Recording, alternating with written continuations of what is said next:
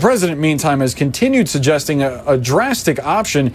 He has said that he is seriously considering declaring a national emergency to get the funds necessary to build his border wall.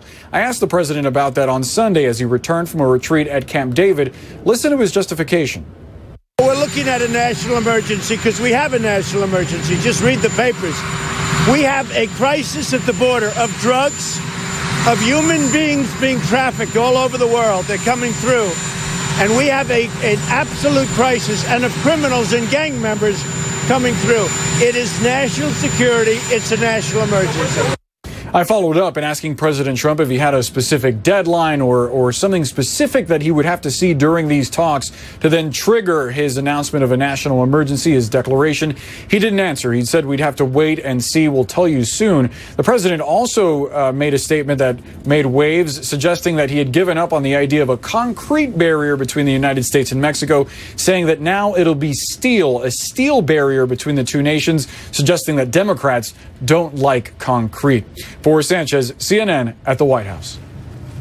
Well, the shutdown is taking a toll on many Americans. Government employees and vendors aren't getting paid, and people who rely on government services could be facing delays.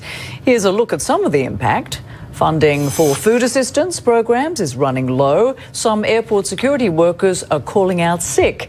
The nation's tax collection agency, the IRS, might not be able to pay out tax refunds during the shutdown. And at national parks, trash and human waste are piling up, causing health and safety concerns.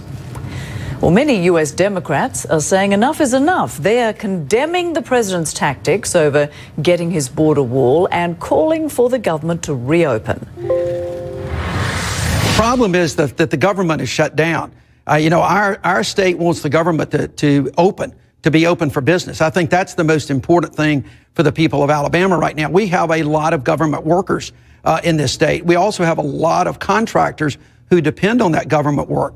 A lot of people want border security for sure, but they also want the government services and they want the government to operate. I do not believe that holding government workers and all those affected by government services hostage is the way to determine how best to secure our borders, which everyone wants. We can't allow this continual process that was really modernized by the Tea Party, that if I don't get what I want, if I don't get what I don't have the votes for, if I don't get what the country doesn't want, I'm just going to shut down the government. If you reward the president with that kind of tactic, Jake, then we're going to see every year the president shutting down the government, and we just can't afford to do business that way. And for more on this, let's turn now to Stephen Erlanger in Brussels. He is the chief diplomatic correspondent in Europe for the New York Times. Good to have you with us. Thanks, Rosemary. So we're seeing both sides digging in with no budget compromise reached in the latest meeting. And now President Trump is threatening to declare a national emergency to get military funds for his wall. Where do you expect this to go politically? And what's it going to take to end the partial government shutdown? Well, that's the $5 billion question. For Trump, it has become such a symbol. I mean, his campaign aides have said that they got him to think about the wall so he would remember to talk about it, to talk about immigration on the campaign trail. But now it has become a symbol of his fight for authority now that the Democrats have won one of the houses of the legislature. My guess is this would not have happened had the Republicans maintained both houses. I think there has to be a compromise. There's going to be more pressure. Federal employees are about to miss their paychecks. You heard the Alabama official talking. The Republican senators are unhappy, some of them. And Mr. Trump is trying to find some way of discussing barrier wall, fence. He's always liked steel slats. Maybe that will be a compromise.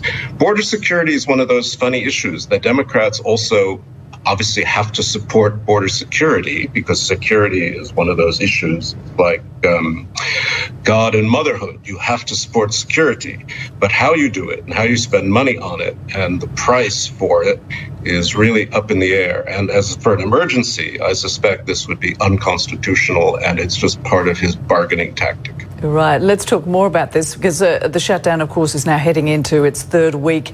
And the irony is that President Trump says he's doing this for the nation's security, but the shutdown is putting airport security at risk, with some TSA workers and air traffic controllers calling out sick because they're not getting paid and they're having to come up with other arrangements. What could this mean for the nation's security, given that is where most terrorists try to enter the United States, through the airports? And what might be the ramifications of a long-term shutdown? Well, this is the problem. It's not just terrorism, which is pretty minor, by the way. It's illegal immigration. Most illegal immigrants are not illegal when they land in America. They have visas and they come in through airports. They don't cross the border, and they become illegal because they overstay their visas. Now, if you really wanted to crack down on illegal immigration further, and of course the government does quite a lot on this issue already, you could, work more on that. Finding people who've overstayed their visas and trying to kick them out. So I think, this is politics. This is really about the White House in the face of a Democratic House trying to assert its authority, and vice versa. Now, I'm sure it will come to some sort of compromise, but I cannot tell you how or when. No, we can't find answers on that at all. We'll just have to see. But President Trump has already said publicly that this is his shutdown. So how does he gain politically by doing this? And how does he back out of this shutdown without losing face, given what has happened so far? That's the dilemma for the White House, because his base, let's be fair, that's what it's about. It's about the 25 to 35% of voters who love Donald Trump. He's promised his base a wall. And the problem is, how do you define a wall in ways that the Democrats can accept? Now, there's a lot of fencing, walls, slats all over the border with Mexico. But it's not enough as far as Mr. Trump and his base is concerned. It's all about symbolism.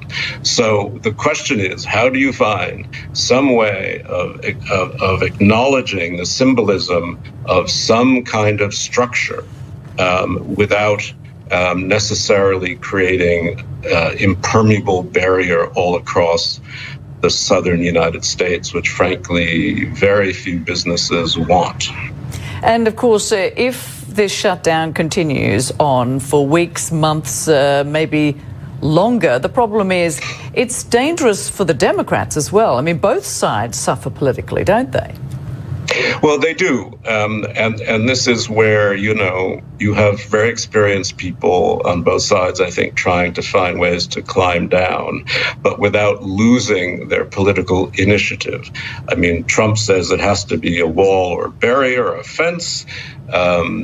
Somehow he's gotten concrete in his brain. I don't think people care about whether it's concrete or steel. But the Democrats say, no, we care about border security. There are lots of things to do for border security without building this wall. It's the wall that has gotten into people's heads. At some point, I think there'll be a lot of political pressure, particularly on the White House, to bend, to find some way of climbing off this wall, if I could put it that way. Right. Indeed. We'll see who blinks first, huh? Stephen Erlanger, thank you so much for joining us. We appreciate it. Thanks, Rosemary. Well, President Trump is publicly weighing in on Russia's arrest of Paul Whelan. The former US Marine was detained late last month on allegations of spying. His family insists he is innocent and that he was in Russia for a wedding. He's being held as the Kremlin protests the detention of at least 2 Russians in US custody. CNN's Sam Kiley has more now from Moscow. Donald Trump has finally commented on the case of Paul Whelan. The former US Marine was arrested by Russian authorities on December the 28th and stands accused of espionage. The American president, when asked what he was doing about it, said, "We're looking into that, we're looking into that." Hardly the sort of aggressive stand taken, for example, by the British Foreign Secretary, because Mr. Whelan is also a British citizen. who accused the Russians of using the British citizen as a pawn in an international game of diplomacy and condemned such actions. Nonetheless, the US ambassador here has been to see Mr. Whelan in prison, and the Russian foreign minister has for now scotched suggestions that Mr. Whelan could be a pawn in a potential prisoner swap, perhaps with Russians held in the United States, because in the view of the deputy Russian foreign minister, Mr. Whelan has not been charged with any crime, least of all espionage. That is in contradiction, of course, to what his lawyer, that's Mr. Whelan's lawyer, told CNN earlier this week, when he said not only had his client been charged, but also that he was asking for bail for Mr. Whelan. Nonetheless, this all is getting increasingly murky following the arrest by American authorities of a Russian, Dmitry Makarenko, on charges that he was involved in money laundering and arms shipments based on a warrant issued for his arrest in Florida. He was picked up in US territories in the North Pacific the day after Mr. Whelan was arrested. Sam Kiley, CNN, Moscow. Well, the US National Security Advisor is trying to reassure US allies on the troop withdrawal from Syria. John Bolton was in Jerusalem Sunday and met with Israeli Prime Minister Benjamin Netanyahu. He says the US withdrawal depends on certain conditions. They reportedly include protecting Kurdish allies from America's other ally, Turkey. More now with our CNN's Ian Lee in Jerusalem. U.S. National Security Advisor John Bolton is in the region to reassure allies after President Trump announced the abrupt plan to pull U.S. troops out of Syria. There was shock and concern after the announcement about who would fill the vacuum left by the United States. The feeling now is that the pullout will be more deliberate and conditional. Speaking alongside Israeli Prime Minister Benjamin Netanyahu here in Jerusalem, Bolton reaffirmed the United States' commitment to Israel and to the Syrian Kurds who fought alongside U.S. troops against ISIS. Right on your border, we have the problem of the conflict in Syria. We're going to be discussing the president's decision to withdraw, but to do so from northeast Syria in a way that makes sure that ISIS is defeated and is not able to revive itself and become a threat again, and to make sure that the defense of Israel and our other friends in the region is absolutely assured, and to take care of those who have fought with us against ISIS and other terrorist groups. The two men also discussed what Netanyahu believes is the main threat to Israel's security, and that's Iran. Bolton said despite getting out of the Iran nuclear deal and reimposing sanctions, that there's little doubt Iran's leadership is still committed to achieving a deliverable nuclear device. He added the U.S. and Israel will make sure that doesn't happen. Israel and America, though, are alone here. Britain, France, Germany, Russia, and China, the other signatories to the Iran nuclear deal, have all refused to follow the United States' lead. And despite Israel and the United States' certainty, international monitors inside Iran have said there's no evidence Iran is currently working toward a nuclear weapon. Ian Lee, CNN, Jerusalem.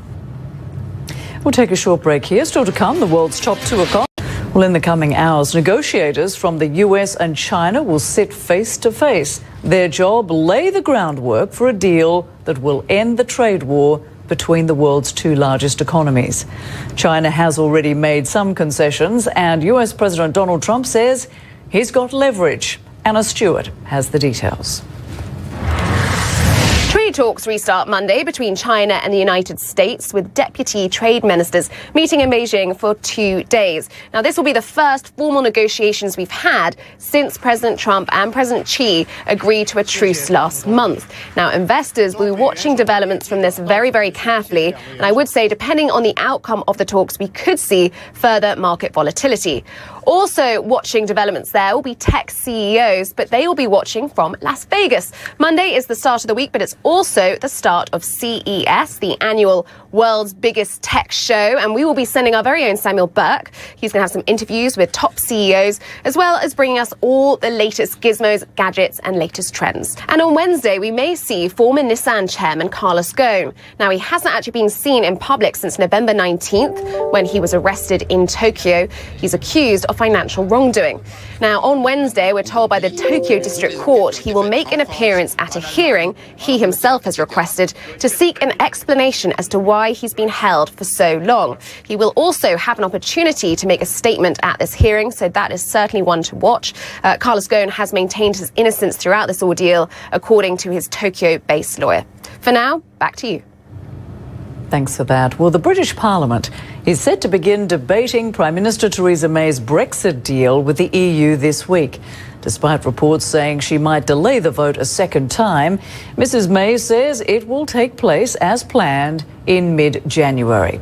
Many lawmakers worry the deal would leave Britain too beholden to the EU. But the Prime Minister warned that if they reject the plan, the UK will be in uncharted territory. She also reiterated that a second Brexit referendum is out of the question. And at royal houses. US President Donald Trump says he might declare a national emergency to secure military funding for his border wall. The Vice President met with congressional leaders Sunday, but they couldn't reach a budget agreement. The dispute has led to a partial government shutdown now in its third week.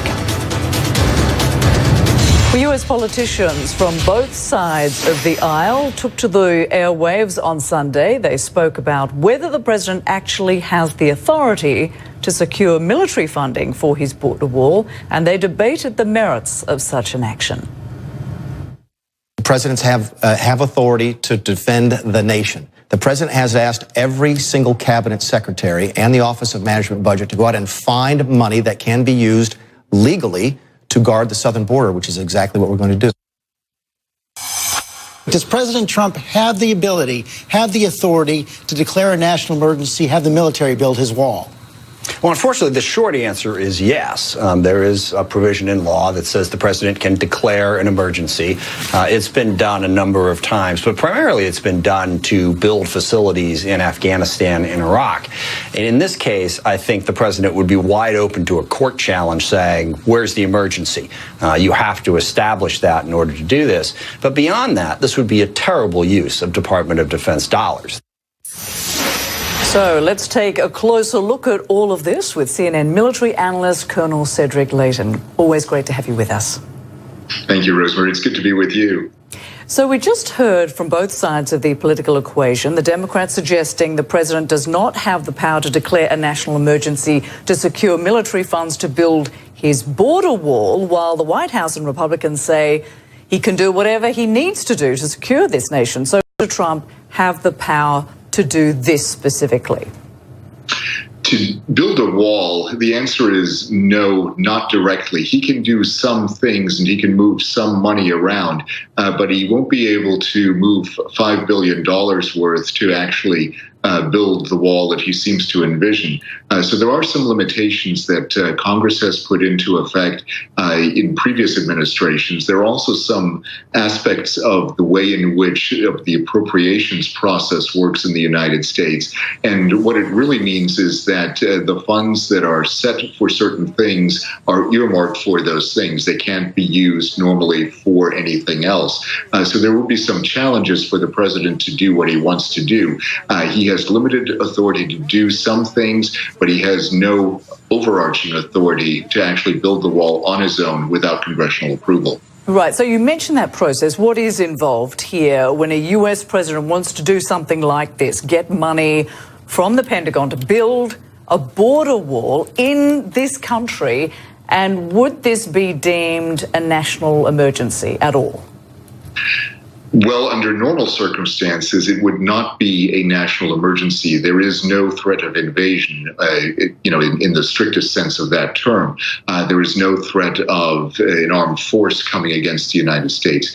If that were the case, the president would then definitely have the authority to do whatever he deemed necessary as the commander-in-chief to actually shore up the defenses along the southern border. But what we're dealing with here is in some ways a game of semantics. The real answer answer is that we don't have that kind of an invasion. What is involved in a process like this is you have to get congressional approval to move money from one area to another area. Sources have continuously suggested that first to the other. And the other thing that's involved here is that within the Department of Defense budgets, there are certainly funds that are earmarked for construction, but those construction funds are for military bases, potentially for the Army Corps of Engineers to do certain things that do impact the civilian sector, but these are not the kinds of things that would be allowed to be transferred to construct a border wall. Right. So how will the Pentagon likely respond to this, to the president asking for this, and who might stand in Mr. Trump's way? Well, this gets to be a very interesting question. Technically, if former Secretary of Defense Mattis were still in charge, it would be him. Given the fact that the Deputy Secretary of Defense, Mr. Patrick Shanahan, is actually serving as the acting Secretary of Defense right now, he would normally be the person to do that. But I think the real answer would be that Congress would stand in the way. They would prevent the movement of funds from one pot of money to the other pot of money. And that would, in essence, prevent, or at least has the potential of preventing the president from exercising any authorities that he may think he has to build a southern border wall. A quick question to you. Do you believe a border wall is necessary to secure this country? No. And the reason I say that is because when you look at the type of geography that the southern border has, and I've been on the southern border, particularly in the state of Texas, you look at some of the areas that we have, the Rio Grande River really comprises almost the entire border of Mexico and Texas. And that particular border is generally is informed by a natural barrier. There are also areas such as the Big Bend National Park where not only would it be ecologically damaging to put a fence, but from a security perspective, the fence would serve no real purpose. What would be necessary is some kind of increased monitoring through various technical means to include things like facial recognition technologies, better monitoring of who is actually stepping into the United States from Mexico, things of that nature. And that can be done through technical means. A border wall is not necessary for the entire frontage that we have with Mexico, the entire frontier with Mexico. And that, that is, I think, really what is getting lost in the debate here at this point. Thank you, sir, for being with us. We do appreciate it.